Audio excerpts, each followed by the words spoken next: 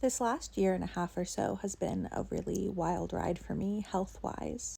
And it took a long time to figure out that I was dealing with chronic silent migraines. And I found that out because I was having state dependent reactions to medications, which meant that I was having really intense and uncommon side effects. And that meant that coming off of the medication, it was ADHD medication, was like a whole thing. I went through intense withdrawals. And that triggered what's called secondary idiopathic intracranial hypertension.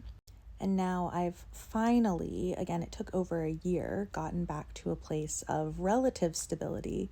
And now it's fairly clear that what I seem to be dealing with is a lowered migraine threshold. So, all of that to say, I'll be bebopping along and I think I'm fine. And then I'll notice that the tiny sounds my dogs are making, just moving around, are unbearable.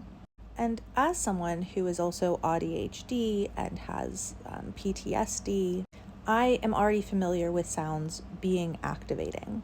And being triggered by sounds feels different than being overstimulated by sounds, feels different than sounds being painful. And then this was like a fourth new way to have a bad time with sounds, where they were also like physically painful and incredibly activating. Sort of similar to when sounds are painful a la autism, but different. And I've learned to go, oh, that's a red flag, and to jump into all of the abortive measures. But I'm sharing this because I think it's wild how differently each individual person experiences the world. From our experiences and our beliefs to just the way that we process sensory information. It reminds me of finding out that I have complete aphantasia. And I was like, you guys are seeing stuff in your heads? You can imagine images?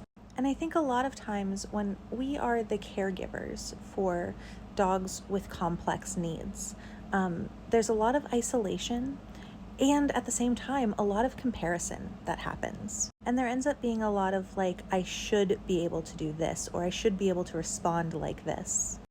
And we can't do that because each situation is incredibly different. The dog and their needs and the resources available to us, but also the way that something impacts us is going to be highly individual. And even our own capacity is going to vary potentially dramatically. So those are just some thoughts that I was having today.